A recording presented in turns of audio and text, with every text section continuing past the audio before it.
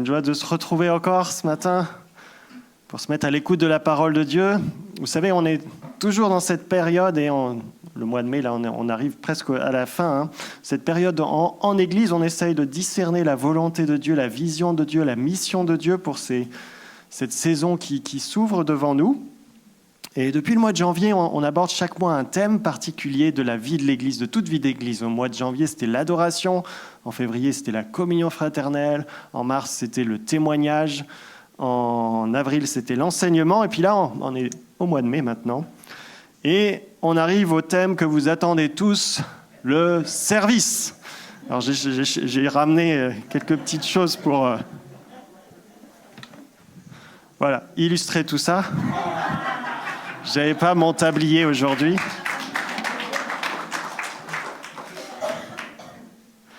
Parce que le chrétien, c'est vrai, n'est pas seulement un adorateur, c'est pas seulement un frère ou une sœur en Christ, c'est pas seulement un témoin du Christ, on n'est pas seulement des disciples à l'école de Jésus-Christ, comme on l'a vu, mais on est aussi des serviteurs.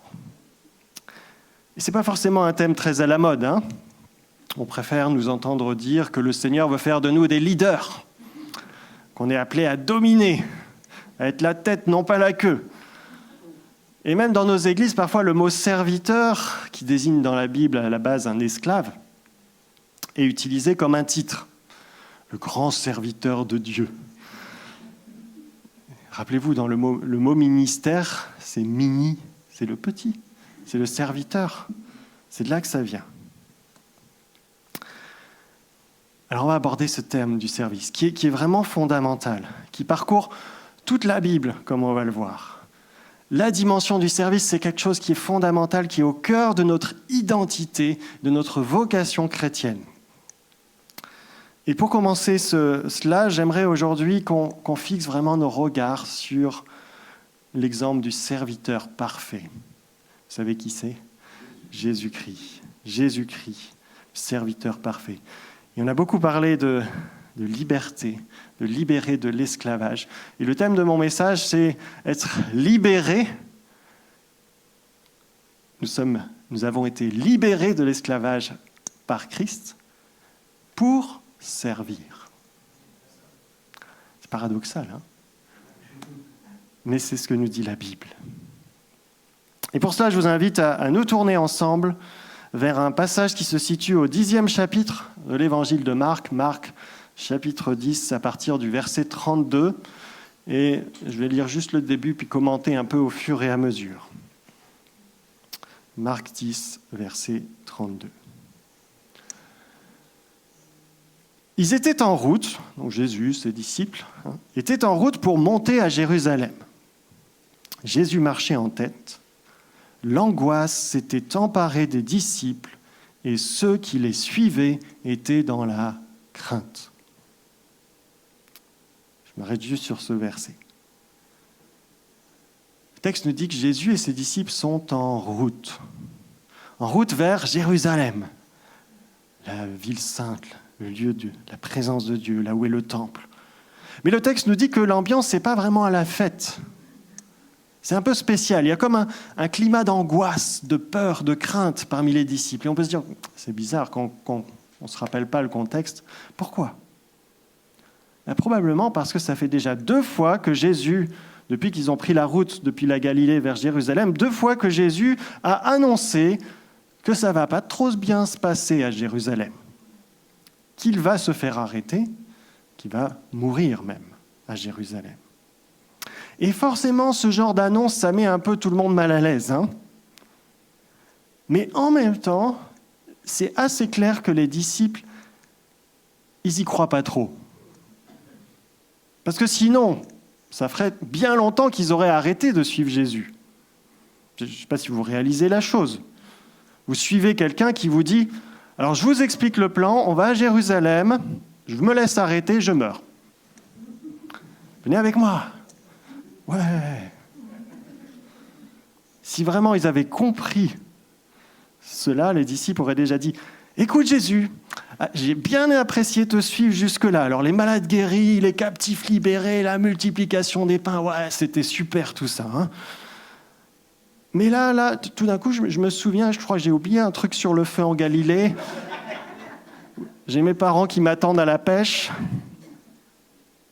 Et d'ailleurs, la première fois que Jésus va annoncer ça, au chapitre 8 de l'Évangile, la première fois qu'il dit qu'il va être arrêté et mis à mort à Jérusalem, vous avez le disciple numéro 1, un peu le leader du groupe, qui s'appelle Pierre, qui va venir voir Jésus. Il dit, Jésus, viens voir, attends, il faut que je te parle. Écoute Jésus, non, tu ne peux pas dire ça quand même. Et rappelez-vous ce que dit Jésus à Pierre. Arrière de moi, Satan, tes pensées ne sont pas celles de Dieu, mais celles des humains. Et si les disciples suivent encore Jésus, c'est parce qu'ils ne veulent pas tout à fait croire encore à ce que Jésus leur annonce. Pour eux, Jésus, c'est le roi glorieux, le roi Messie tant attendu. Ils l'ont vu, ils ont vu ses miracles, ils ont vu comment il... Ah, c'est lui. Et s'il va à Jérusalem, c'est pour prendre le pouvoir, c'est pour virer les Romains et tous les usurpateurs et puis s'asseoir sur le trône éternel et glorieux. Ils suivent ce Jésus-là. Jésus qui chante l'eau en vin, qui rend la vue aux aveugles. Mais un Jésus qui se laisse mépriser, insulter, arrêter, mettre à mort. Ah, ça on a du mal à y croire quand même. Et ça les met mal à l'aise. Il y a une forme de crainte, une forme d'incompréhension, d'incertitude, de doute. Et parfois, avouons-le, on est peut-être un peu aussi comme ça. On veut bien suivre un Jésus qui fait des miracles, un Jésus qui est victorieux, qui brille, mais un Jésus qui se laisse humilier, qui accepte la souffrance, qui meurt sur la croix. Alors, on va retourner vers le texte. Dans ce contexte de malaise, d'incertitude, Jésus va prendre la parole. Et on va se dire, bon, il va les rassurer, ses disciples. Et voyez ce qu'il leur dit. Jésus prit de nouveau les 12 à part et il se mit à leur dire ce qui allait arriver. Voici, nous montons à Jérusalem, le Fils de l'homme y sera livré aux chefs des prêtres et aux spécialistes de la loi. Ils le condamneront à mort et le remettront entre les mains des païens. Ils se moqueront de lui cracheront au visage, le battront à coups de fouet et le mettront à mort. Puis, au bout de 3 jours, il ressuscitera. Bon, honnêtement, face à la peur des disciples, tout le monde était déjà dans la crainte, la peur, un peu mal à l'aise. On se dit que le discours de Jésus, c'est pas forcément celui que nous, on aurait fait. On s'attendrait plutôt à ce que Jésus dise un truc du genre « Allez les gars, ça va aller, ça va aller, et puis à la fin, on va prendre le pouvoir, on va gagner. » Mais non, Jésus en rajoute plutôt une couche. Si on va à Jérusalem, dit-il, c'est parce que lui, Jésus, le Fils de l'homme, glorieux, doit s'y faire arrêter et condamner à mort. Jésus, il emploie ici cette expression, le Fils de l'homme, pour parler de lui. C'est une expression qu'on trouve souvent dans les évangiles, où Jésus se présente souvent comme le Fils de l'homme. C'est une expression un peu ambiguë, parce que Fils de l'homme, on pourrait dire, ça veut dire que Jésus, ceux qui n'ont peut-être pas trop réalisé qui est Jésus, pourraient dire, oui, il se présente comme un humain, un simple être humain. Mais pour des Juifs qui connaissent bien les Écritures et qui commencent à discerner en Jésus plus qu'un simple être humain, cette expression « fils de l'homme », elle fait forcément écho à une prophétie qu'on trouve dans le livre de Daniel. C'est un passage qu'on trouve en Daniel au chapitre 7 et qui présente le Messie à venir comme le Fils de l'homme. Je vous lis juste les versets 13 et 14 du Daniel 7. « Sur les nuées du ciel, je vis venir quelqu'un semblable à un fils d'homme. Il s'avança jusqu'au vieillard âgé de nombreux jours et on le fit approcher devant lui. On lui donna la souveraineté et la gloire et la royauté, et tous les peuples, toutes les nations, tous les hommes de toute langue lui apportèrent leurs hommages. Sa souveraineté est éternelle, elle ne passera jamais et quant à son royaume, il ne sera jamais détruit. » C'est ce Fils de l'homme-là qu'est Jésus. Et d'ailleurs, un peu plus loin dans l'Évangile, quand il sera devant le Sanhédrin, Jésus va citer ce texte de Daniel pour parler de lui. Le Fils de l'homme viendra sur les nuées et tout genou fléchira devant lui. Jésus sait qu'il est ce Fils de l'homme-là. Il se le présente comme ça. Il est le roi glorieux et éternel qui vient sur les nuées, qui règne sur toute l'humanité. Et on peut penser que ces disciples, ils ont commencé aussi à croire cela, parce qu'ils ont vu ces miracles, ils ont vu ces prodiges. Ils croient que Jésus est ce roi glorieux. Mais par contre, ils ont du mal à comprendre ce que Jésus leur dit désormais. Lui, le roi des rois, il va à Jérusalem pour qu'on se moque de lui, dit le texte, qu'on lui crache au visage, qu'on le torture, qu'on le mette à mort. Et puis le 3e jour, il ressuscitera. Mais quand même. On va lire la suite du texte. On va le lire jusqu'au bout, là, au verset 35. Alors, Jacques et Jean, les fils de Zébédée, s'approchèrent de Jésus et lui dirent : « Maître, nous désirons que tu fasses pour nous ce que nous allons te demander. » « Que désirez-vous que je fasse pour vous ? Leur demanda-t-il. Ils répondirent : « Accorde-nous de siéger l'un à ta droite, et l'autre à ta gauche, quand tu seras dans ta gloire. » Mais Jésus leur dit : « Vous ne vous rendez pas compte ce que vous demandez. Pouvez-vous boire la coupe que je vais boire ou passer par le baptême que j'aurai à subir ? » « Oui, leur répondirent-ils. Nous le pouvons. » Alors Jésus reprit : « Vous boirez en effet la coupe que je vais boire, et vous subirez le baptême par lequel je vais passer. Mais quant à siéger à ma droite ou à ma gauche, il ne m'appartient pas de vous l'accorder. Ces places reviendront à ceux pour qui elles ont été préparées. » En entendant cela, les 10 autres s'indignèrent contre Jacques et Jean, quand même. Alors Jésus les appela tout auprès de lui et leur dit : « Vous savez ce qui se passe dans les nations. Ceux que l'on considère comme des chefs politiques dominent sur leur peuple. Et les grands personnages font peser leur autorité sur eux. Il ne doit pas en être ainsi parmi vous. Au contraire, si quelqu'un veut être grand parmi vous, qu'il soit votre serviteur. Si quelqu'un veut être le premier parmi vous, qu'il soit l'esclave de tous. Car le Fils de l'homme n'est pas venu pour se faire servir, mais pour servir et donner sa vie en rançon pour beaucoup. »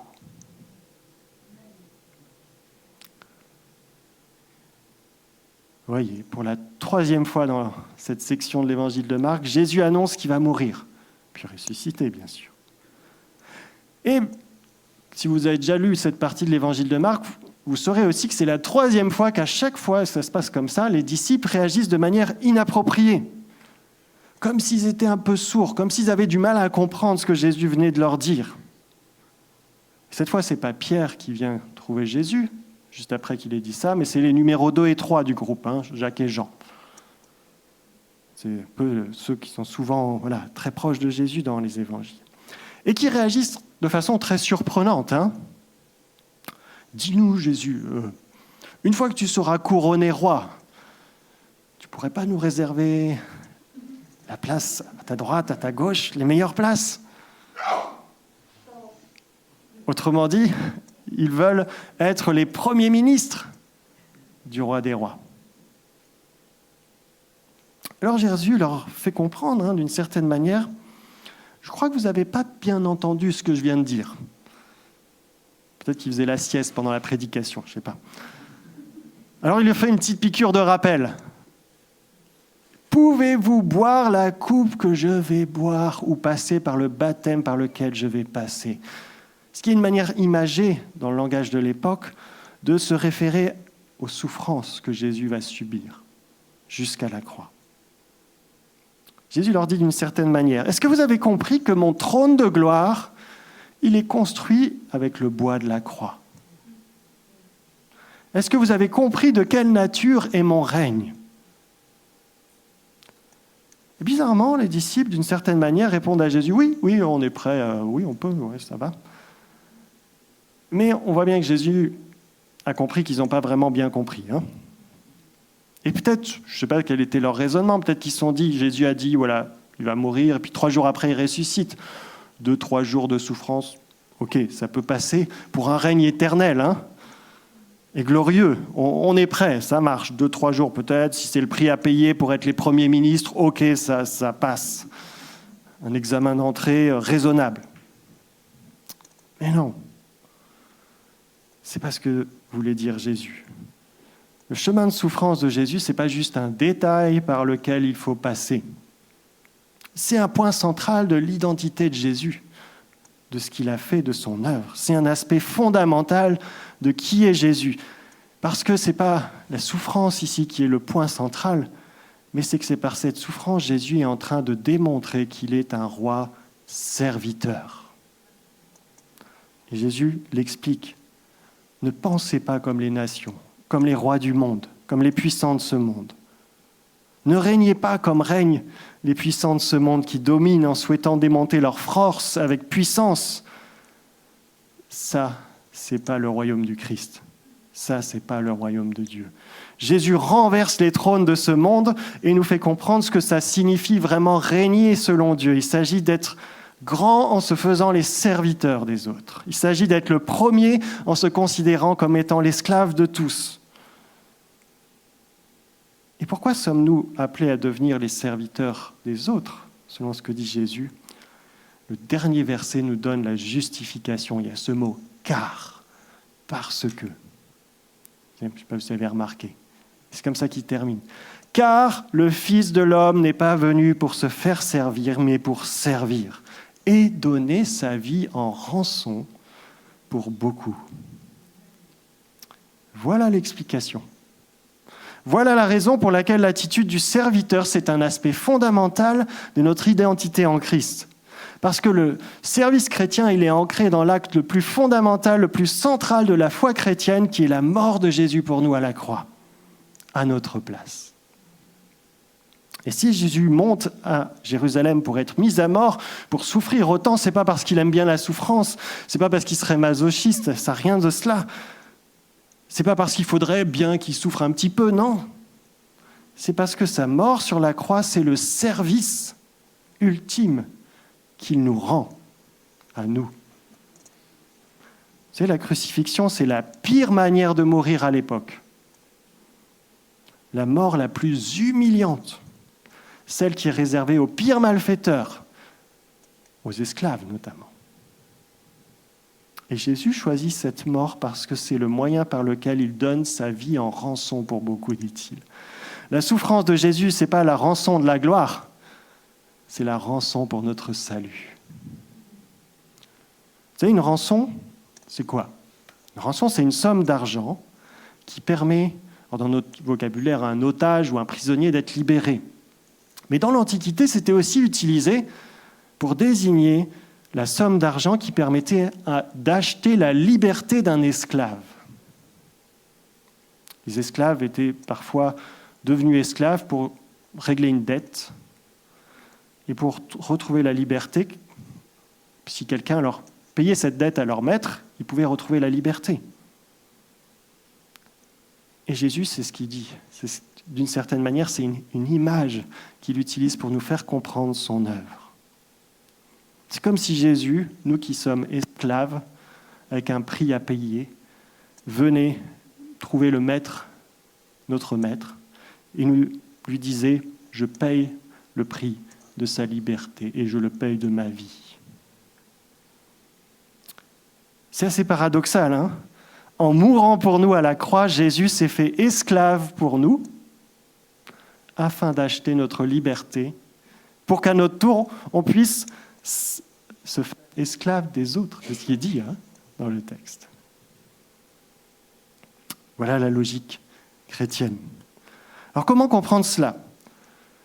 Pour nous aider à comprendre cela, comme on débute aussi tout ce thème du service, j'aimerais proposer de replacer cela dans la grande histoire du monde. Une histoire de roi, de serviteur et d'un roi serviteur. La grande histoire de Dieu, celle qui est racontée de la Genèse à l'Apocalypse. La Bible, c'est un peu l'histoire d'un grand roi éternel, le Dieu infini, tout-puissant. qui existe de toute éternité. Et dès les premières pages de la Genèse, on nous raconte que ce roi a décidé de mettre les mains dans la boue, on pourrait dire, pour façonner un royaume. Le roi se met au travail et il façonne un royaume immense, large de plusieurs milliards d'années-lumière, l'univers. Et au cœur de ce royaume, il crée la terre, qui est le joyau de sa création. Et au sein de cette magnifique planète où l'abondance règne, il place le chef-d'œuvre de sa création, façonné à son image, l'être humain, homme et femme. Le grand roi fait de l'être humain son représentant sur terre, responsable de prendre soin de son magnifique royaume. C'est ça le rôle de l'être humain. Il doit cultiver la terre, il doit nommer les animaux, il doit dominer la création. D'une certaine manière, l'être humain, c'est l'ambassadeur du roi des rois sur la terre. C'est ça sa mission. Il doit dominer la terre, c'est-à-dire exercer l'autorité du roi sur la création. Mais une autorité à l'image de celle exercée par le grand roi. Un roi qui se met au boulot. Dieu travaille, dit Genèse 1. Dieu travaille pour créer la terre et il le fait pour nous bénir, pour bénir ses sujets. Un roi serviteur. L'être humain a été créé pour régner en servant le reste de la création. D'ailleurs, en Genèse 2, quand il y a ce texte sur l'homme et la femme, ils sont présentés comme étant des vis-à-vis et comme étant une aide ou une assistant ou des assistants l'un pour l'autre. Il y a cette idée de service mutuel qui fait partie de ce pourquoi Dieu nous a créés. On est appelé à cultiver la terre, on pourrait traduire même servir la terre que le roi nous a donnée. Malheureusement, la suite de l'histoire est marquée par une terrible rébellion. Pour vivre la vie de bonheur voulue par les créateurs, les humains devaient accepter de rester dans cette dépendance de celui qui leur a tout donné, le roi des rois, Dieu, qui nous a donné la vie. Mais les premiers humains, et les suivants ne feront pas mieux, les premiers humains ne purent se contenter d'être seulement les ambassadeurs du roi, créés à son image. Ils voulaient être rois tout seuls. Ils voulaient pouvoir décider par eux-mêmes ce qui est bien et ce qui est mal. Ils voulaient prendre leur indépendance. C'est ça, l'arbre de la connaissance du bien et du mal. Ils voulaient être rois à la place du roi, décidés par eux-mêmes. Dieu nous a placés dans une création incroyable, qui est extraordinaire. Chaque atome, chaque cellule témoigne de la grandeur du Créateur. La création tout entière, c'est comme un panneau lumineux géant qui dit « Regardez vers un Dieu qui vous aime ». Et pourtant, ce que nous dit la Bible, c'est comme nous sommes comme aveuglés. Nous pensons que je vais pouvoir mieux m'en sortir tout seul, en ignorant un créateur éventuel. On pense pouvoir être libre et vivre libre en étant mon propre roi, en me fiant qu'à moi-même, à mon ressenti, à mon compte en banque, à ma réussite personnelle, à mon nombre de followers sur Instagram, je ne sais pas. Et bizarrement, dans ce contexte-là, je ne sais pas si vous observez, mais on est loin d'être libre. On voit des personnes qui sont dépendantes, addictes de ce qui semble pouvoir nous rendre libres. Et ce rejet de Dieu, le rejet aussi de ses conseils, de ses commandements, c'est ce que la Bible appelle le péché. Et le péché, c'est un cercle vicieux qui nous maintient prisonniers. La Bible dit que nous sommes esclaves du péché. Parce qu'en ignorant le roi des rois, on pense devenir les rois de notre vie et en fait, on devient esclave de nous-mêmes. Et esclave du péché. Un esclave qui nous conduit à la mort loin du Dieu de la vie. Mais la bonne nouvelle, c'est que face à la rébellion de l'être humain, le roi des rois ne s'est pas avoué vaincu. Et bien au contraire, il va venir œuvrer pour restaurer son royaume et rétablir son règne. Et pour cela, le roi reste fidèle à ses principes. Il est un roi serviteur. Et il vient nous le démontrer en chair et en os, en Jésus-Christ. Le roi éternel, tout-puissant, se fait humain. Jésus ne naît pas dans la maternité impériale à Rome. Il naît dans une simple étable, dans un petit village de Judée. Jésus ne grandit pas dans le palais de l'empereur magnifique, mais dans un simple village de Galilée. Il vit une vie simple, entouré non pas d'érudits, de nobles, de gens extraordinaires, mais des pécheurs, des collecteurs d'impôts, des personnes des fois qui n'ont pas très bonne réputation. Il est le roi des rois. Et il va jusqu'à laver les pieds de ses disciples. Ça, c'est une tâche, normalement, on l'a vu quand on a fait ça il y a quelques semaines, que c'est les esclaves qui faisaient ça. Et même pas tous, parce que c'était vraiment dégradant de laver les pieds de quelqu'un d'autre. Mais le roi des rois l'a fait. Et surtout, le roi des rois vient accomplir le service le plus humiliant, le plus difficile qui soit. Il meurt pour nous à la croix. Le roi serviteur donne sa vie en rançon pour nous, pour acheter notre liberté. Il prend sur lui l'énorme prix de notre esclavage. Notre rejet nous avait condamnés à l'esclavage et le roi lui-même se fait esclave pour nous offrir la liberté. Je ne sais pas si on réalise ce que ce roi des rois a accompli pour nous. Quel service incroyable! Quel amour! Quelle grâce! Le roi éternel, infini, tout-puissant, créateur de l'univers, a volontairement choisi de nous servir jusqu'à la mort sur la croix. Pourquoi je raconte tout ça? Parce que si on a vraiment compris cela, alors on doit réaliser pourquoi le service, ce n'est pas un aspect annexe de la vie chrétienne.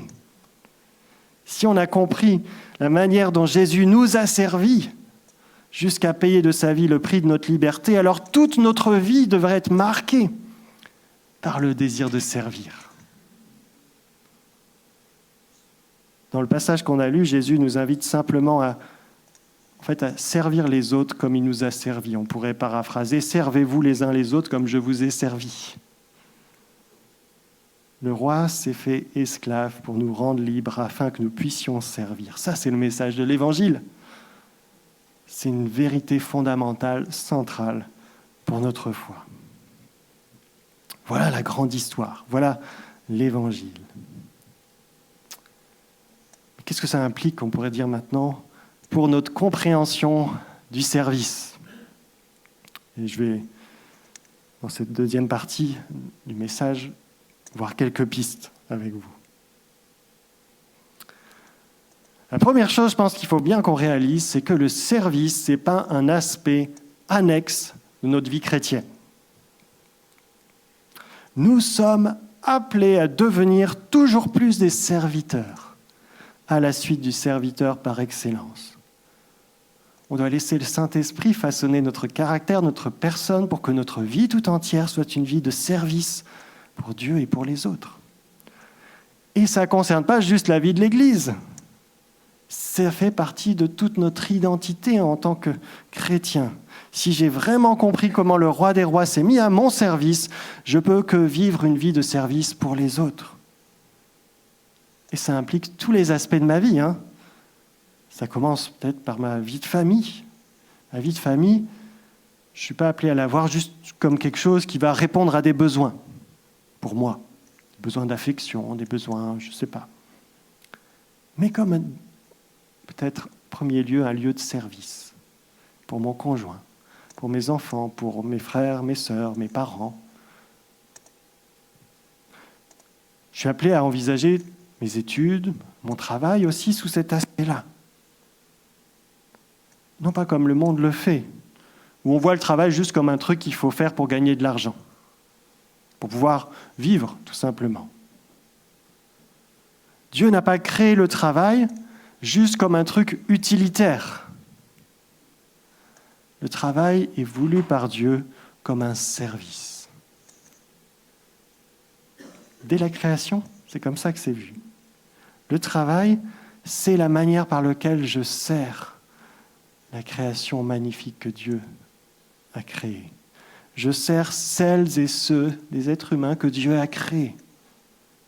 Je prends soin de cette création. Quel que soit mon travail, je dois réaliser que je suis en train de servir. Servir Dieu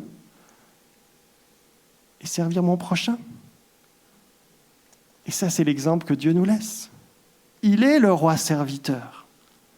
Et on pourrait développer ça. Mais le service englobe tous les aspects de ma vie. Vous pouvez prendre tous les aspects de votre vie et dire comment est-ce que je sers dans cela. Deuxième chose, ma vie de service doit être ancrée, fondée dans l'œuvre libératrice de Jésus-Christ. Ça, c'est vraiment central dans ce qu'on a lu. Si je n'ai pas compris l'importance de la mort de Jésus-Christ pour moi à la croix, alors je vais vivre peut-être le service comme quelque chose de pénible, de quelque chose de... Pourquoi ? Parce que la logique biblique, c'est pas « je dois me mettre au service de Dieu pour pouvoir obtenir quelque chose de Dieu ». La logique biblique, c'est « regarde ce que Dieu a fait pour toi ». Regarde comment Dieu s'est mis à ton service, à mon service. Regarde comment il s'est mis à mon service jusqu'à la mort sur la croix. Et c'est parce qu'il a démontré un tel amour envers moi, parce qu'il m'a servi jusqu'au bout avec une humilité que personne ne pourra jamais avoir, parce que par sa mort, il me libère de l'esclavage du péché, alors j'y vais, je ne peux pas faire autrement que de me mettre au service avec joie, avec reconnaissance, si j'ai compris ça.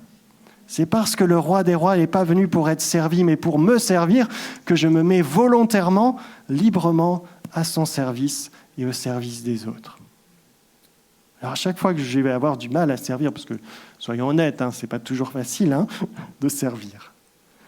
Mais c'est un réflexe à avoir. Quand j'ai du mal à servir, surtout celui ou celle qui n'est pas toujours très sympa avec moi, pas très reconnaissant pour tout ce que je fais pour lui pourtant,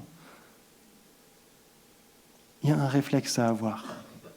Revenir à la croix de Jésus et prendre le temps de contempler encore et encore la façon dont Jésus-Christ, le roi des rois, s'est mis à mon service. La façon dont il a servi ceux qui l'ont injurié, ceux qui l'ont méprisé, ceux qui l'ont ignoré, ceux qui l'ont maltraité, ceux qui l'ont mis à mort.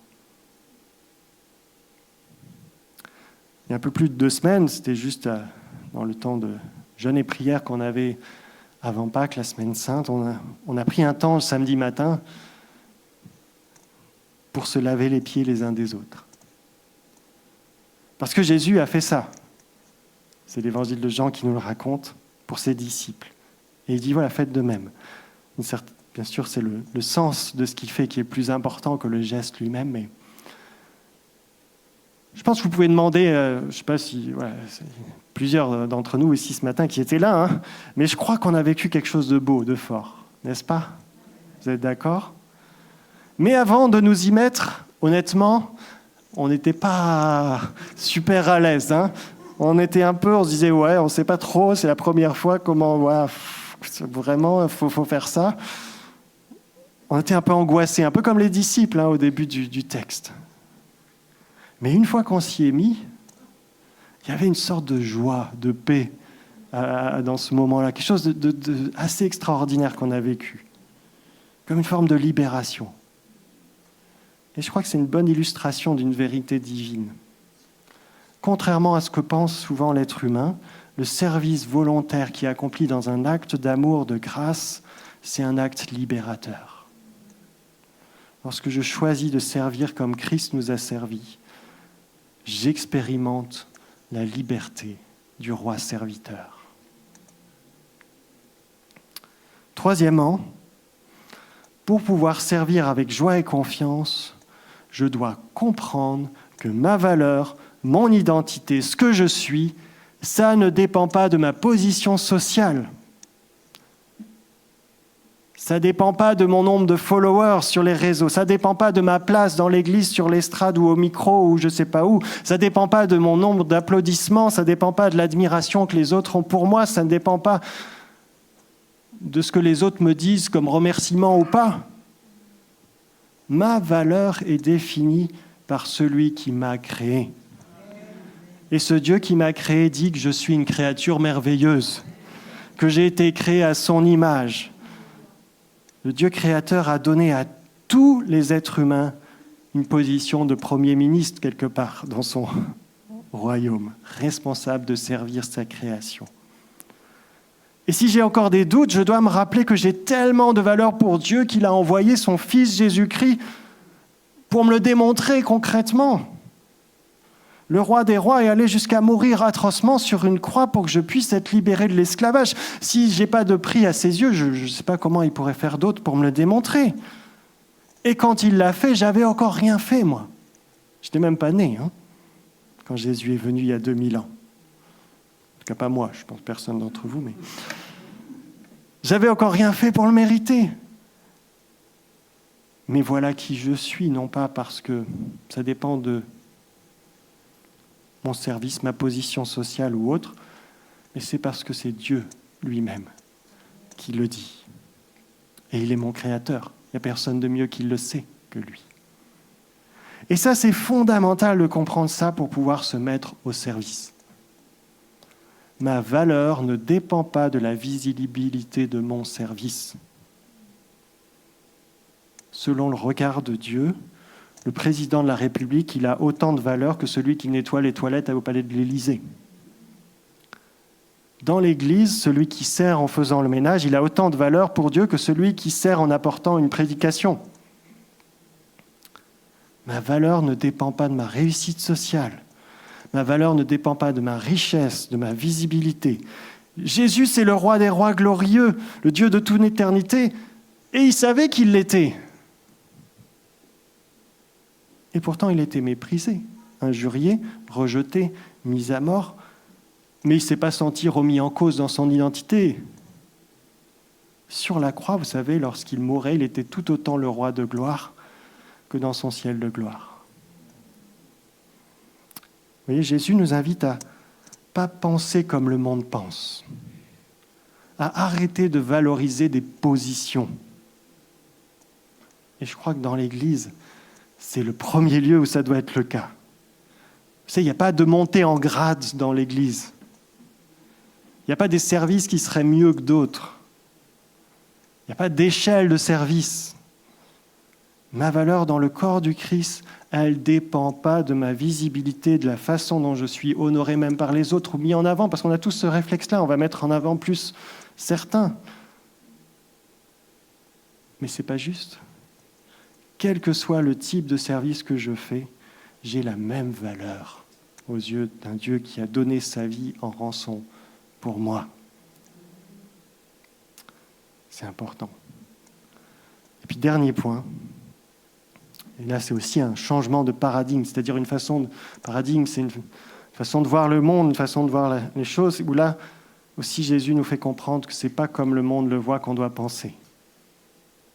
Jésus nous invite à ne pas vouloir diriger comme le monde dirige. Il dit, si quelqu'un veut être le premier parmi vous, qu'il soit l'esclave de tous. C'est étonnant, hein ? Autrement dit, Jésus nous invite à... Qu'est-ce qu'il nous invite à faire ? À faire passer l'autre avant moi.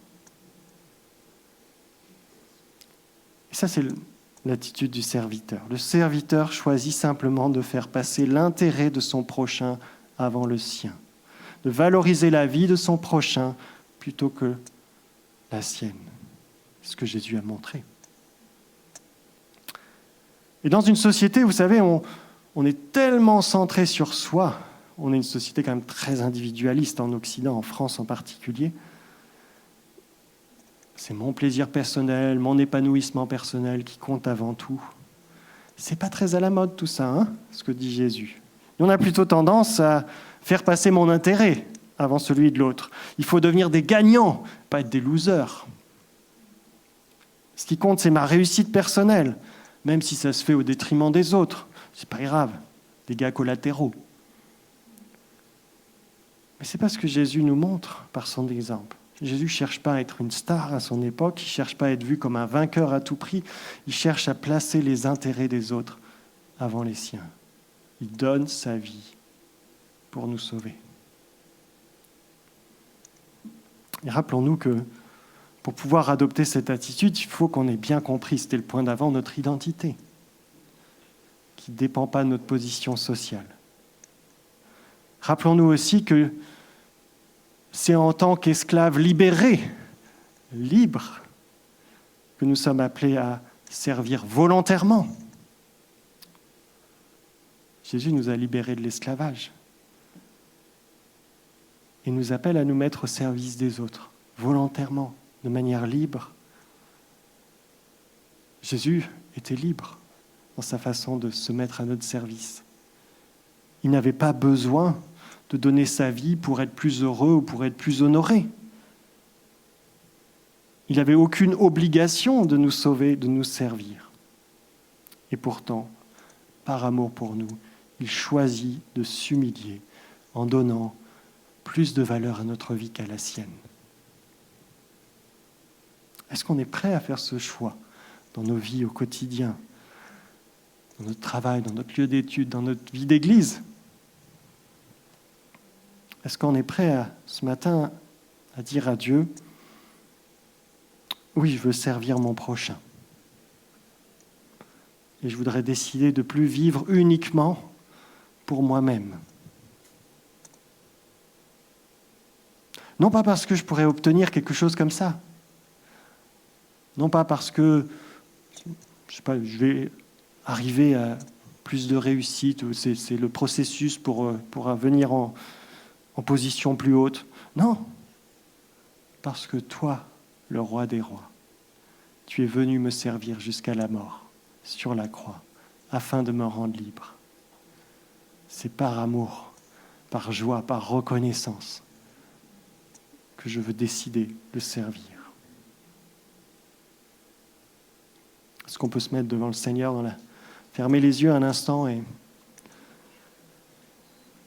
juste prendre un temps, peut-être dans le silence, devant Dieu, qui connaît nos cœurs, nos pensées, pour aussi s'examiner soi-même, répondre à la parole de Dieu.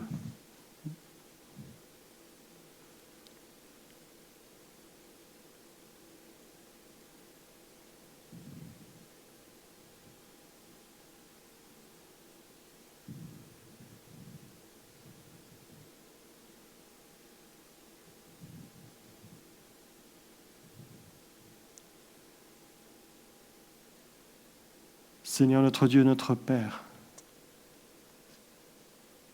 merci pour ta parole.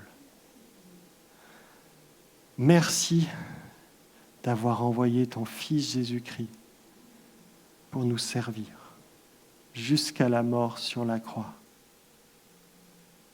Et Seigneur, je te prie que ce matin et tous les jours de notre vie, tu nous aides toujours à réaliser et à revenir vers la croix pour réaliser encore et toujours plus combien tu nous as servi et aimés à travers cela. Oh Seigneur, donne-nous de puiser dans ton amour manifesté pour nous en Jésus-Christ tous les jours de notre vie. Que ton Saint-Esprit nous aide à comprendre la profondeur, la richesse, la largeur, la hauteur de ce mystère incroyable, Seigneur, de ton amour pour nous. Et qu'en comprenant cela, en contemplant même tout simplement ton amour, ton service, nous comprenions que tu nous as rendus libres, Seigneur, à travers cela. Tu as payé d'un grand prix, Seigneur, pour nous libérer de l'esclavage du péché. Et Seigneur, donne-nous de vivre cette liberté, non pas pour nous affirmer nous-mêmes, mais pour pouvoir servir avec joie, te servir, mais aussi servir notre prochain, d'être libéré pour servir, non plus par contrainte ou parce qu'il faut ou sous le poids des contraintes de ce monde, mais parce que tu nous aimes et parce que tu fais de nous, Seigneur, des serviteurs dans ton royaume incroyable. Alors Seigneur, donne-nous de changer de regard, changer de lunettes et de pouvoir voir le service dans ce mois où on va parler du service, de pouvoir voir le service comme tu le présentes et tu le vois, comme quelque chose de beau, parce que toi-même, tu nous l'as démontré par ta vie en Jésus-Christ. Qu'à toi revienne toute la gloire, notre Dieu. Amen.